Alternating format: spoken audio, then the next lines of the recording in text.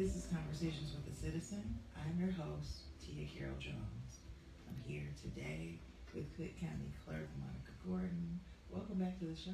Thank you, Tia. Thank you so much. It's always good to see you. Always good to see you too. Tell us a little bit about yourself. Oh well, I graduated from Northern Illinois University. Have experience in broadcast journalism, pharmaceutical sales, medical device sales. I was the executive director for the Illinois Legislative Black Caucus Foundation. Then I had left that position to run for state senate, which was I lost that race, but learned so much and it was a very invaluable experience. After that, I ran for First State College Board, won that race, then commissioner and Bloom Township committee person, and unfortunately, one of my mentors passed away. Karen Yarbrough, the late great Karen Yarbrough, and I was selected to receive the nomination from the Democratic Party to run for the seat in the general election. So, in December of last year, you were sworn in as Cook County Clerk. What exactly does the Cook County Clerk do? So, we run one of the largest consolidated clerk's offices in the nation. Cook County, as you know, is the second largest county in the country. So I like to think of it from cradle to grave. Every milestone in your life touches the Cook County Clerk's office, whether it's birth, marriage, death, buying a home, your property deed. And we have different divisions, elections. The Cook County Clerk is responsible for the administration of the suburban elections. So we have over 125 municipalities. And so we're in charge of we manage voter registration, early voting, mail ballots, mail voting. In addition to that, vital records, I mentioned the certificates, the birth certificates, the marriage licenses, the death certificates, and also recordings, property deeds. Also under recordings, we have the property after death form, which helps people with estate planning, making sure they, in the event of something, unfortunate happens, they don't lose their car, home.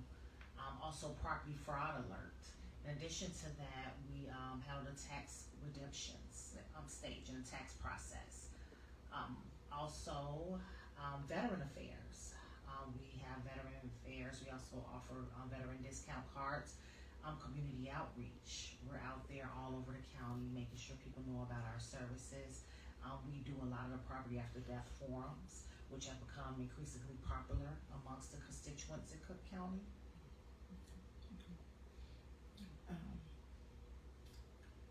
How are you making this office your own as far as implementing mechanisms for efficiency?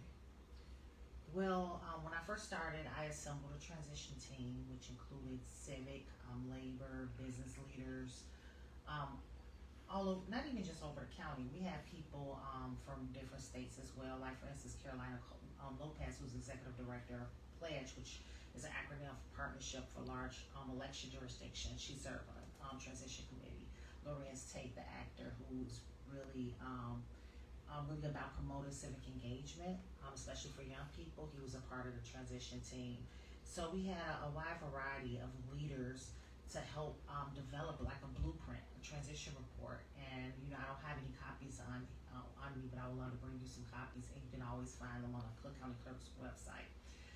But to implement kind of a blueprint on how to make the office more efficient, how to streamline operations, implement new things that the constituents will find valuable, and make it easier for them, and to be able to make sure they know about the various services of the clerk's office. Because believe me, that's something my mom asks, like, well, what does a Cook County clerk do? So, and I'm proud to say we have hit the ground running. We have done some great work. One of the things that we implemented was the Pocket Talk devices, which are two-way translation devices that we have in all of the departments. We have the most vital records, translate over 90 languages, regional dialects, has been extremely helpful. And also, we're the first in the nation to pilot the Smart Ballot Box. The Smart Ballot Box is a way to make sure that voting is more secure, transparent, and accessible. And I'm very proud to announce September 2nd. September 2nd, we will be implementing in the Southland, my home in Markham, we will be implementing an appointment system.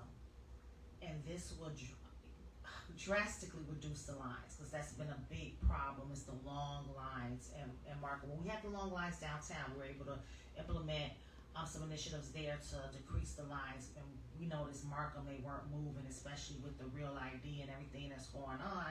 So this appointment system will reduce the lines. And if you're not able to make an appointment, and this is for vital record services, so your birth certificates, marriage licenses, if you're not able to make an appointment when you come in, we'll give you a QR code, and you can do it on the spot. So we're really excited about that, and that launches September 2nd, so next week. What is your vision for the Cook County Clerk's Office? My vision for the clerk's office is an office that works for everyone. I want all constituents of Cook County to feel protected, to feel like they have access to vital services. And when I say protected, we safeguard your information. One of the things, we know that there's so much going on in terms of hackers. There are hackers that try to get into subsystems. We take cybersecurity very seriously. I have a team that's a top priority. Now there's some things that we can't control, but we'll do everything we can to prevent that. We have disaster plan recovery. If something happens, we can basically bounce back and pretty much recover as soon as possible. And also we want to push back on some of the things that's going on federally. People are worried about their information getting out there. We know I'm here to protect my constituents. So we received a request without a subpoena for someone's personal information, and we're not doing that. So in addition to that, as our federal administration is pushing back on diversity, equity, and inclusion, we're leaning in on it. I created a new position this year, Deputy Clerk of Diversity, Equity, and Inclusion. And it's more than about human capital. It's also about making sure everybody feels treated with dignity and respect and have access to all the services. So we have someone named Tracy Bradley who's doing a phenomenal job in that area. But I see what I vision, the clerk's office is working for everyone, regardless of what demographic you sit in or whatever. We want to work for everyone and everyone to feel a part of this. And we want the entire county to know what they have available at the clerk's office. That's why I'm out here. I'm all around the county. I've even been to several conferences across the country where I've been able to build relationships with people to bring back not only resources, but those relationships are very useful to the county. And the things that we provide, I'm learning new things that we can implement to make things more efficient. Why was this role something you wanted to pursue? Well, I'll say this. I can't say it was something I wanted to pursue from the beginning because I never imagined myself as a clerk. I'm an advocate. I love legislation. I love the legislative process. So, there are issues that are very important to me. So when I talk about how much I love being a commissioner, fighting for equity, fighting for Black, missing, and murdered women, fighting for health equity in particular, like some of the initiatives I worked on, fighting for a level 2 trauma center in the Southland, which I'm not stopping that fight. I'm continuing that fight from the clerk's office.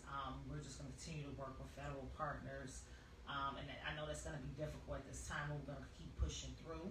And hopefully, things will get better, but this is something, the county can't pay for a trauma center. The money is just not there, so we need state and federal help with that.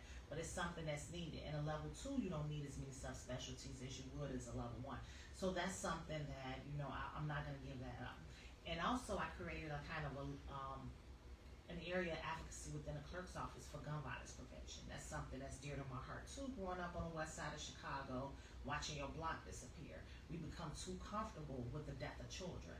So that's something I will always advocate for, no matter what role I'm in. So June, Gun Violence Prevention Month, we participate in various activities and initiatives from the clerk's office, and everybody's on board. We did the gun violence 5K. My whole team was on board, and it was amazing. We're Orange Day at the clerk's office, and really utilizing my influence to combat these equities in under-resourced areas. I'll always do that.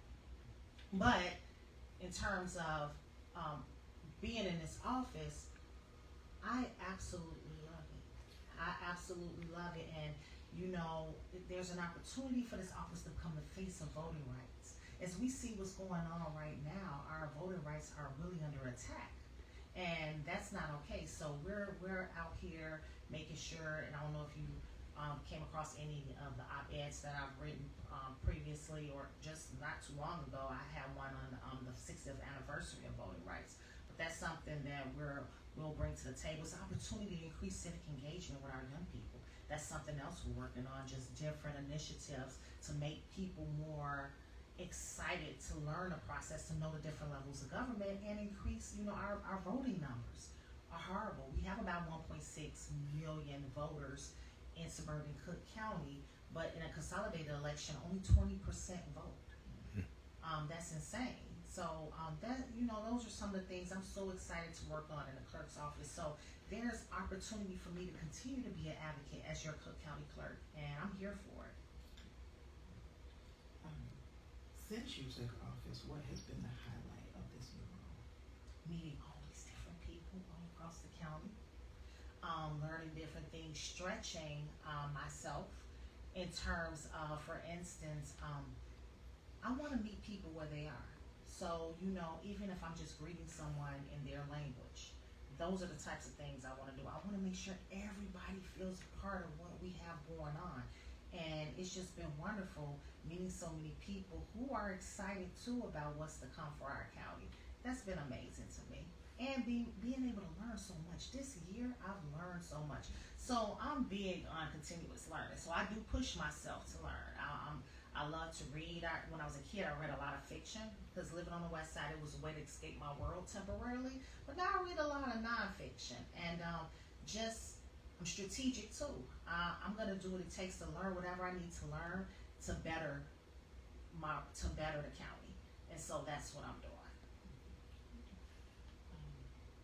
And so you talked a little bit about how you've been engaging the community, but what are some other ways that you've been engaging? Well, we talked about our property after death forms, which are very popular. People love them because it's such valuable information given. So that's one of the ways. Veteran services, making sure we're out there thanking the people that protect our country, who have protected our country. So, and like I said, like this weekend, I'll be speaking at Push regarding our elections. We'll have voter registration available. We'll have resources available. Also be in the Robbins, the suburb Robbins, their parade. Also, I'll be stopping by the Taste of Murals Park, the Maywood Festival, and I get to meet people just all over and see what's important to them, learn what they're looking for. And, you know, unfortunately, there's a lot of distrust in government. Basically, the trust in government is deteriorating.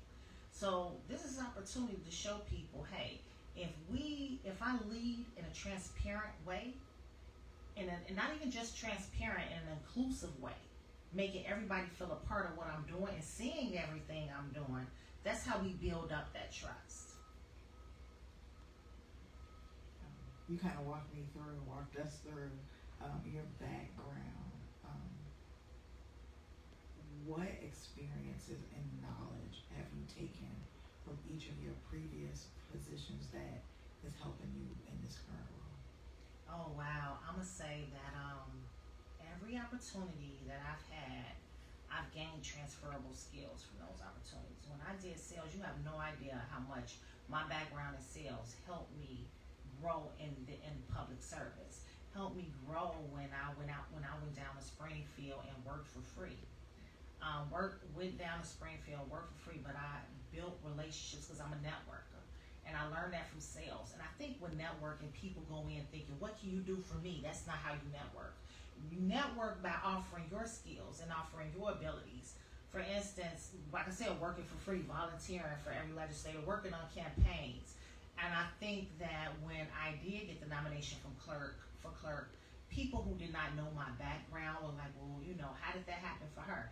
Trust me, I've done a lot of work. I've done work in the public sector, the private sector. I've really dedicated myself to my skill set, my craft. Where can people go to find out more about the Cook County Clerk's office? CookCountyClerk.com. Before we wrap up, is there anything else you'd like our audience to know? I want us to do this together. When I talk about increasing civic engagement amongst our youth, make them more excited about the process because it really affects them. I need your help. I need everybody's help in doing that. When we have a 20% voting rate in a consolidated election, these municipal elections are what affect you most. It's your fire department, your police department. This is stuff that affects you, your library board, your local school board. This affects you the most, and we need people to be more engaged and know what's going on and participate. And I think if we teach our kids how important this is, because when I think about I'm big on my Black history. When I think about Bloody Sunday, people have died so we can have the right to vote. We can't take that lightly. We can't get comfortable with that. And so I want us all to pass that message to our kids, our loved ones, to participate in a process. We've become, and I understand, I get it. We've become, I guess, so distrustful of the process and feeling like it doesn't work for us. We kind of push back from it. But we gotta take in the reins and take control of it. Participate in it, and when you participate in it and become involved in it, you change it. And I'm optimistic about what we can do together. So I just want everybody to get involved and make sure you tell everybody to get involved. Encourage your children to get involved, your loved ones to get involved. Well, thank you so much for being here. Thank you, Tia. Remember to make plans to join us again next week.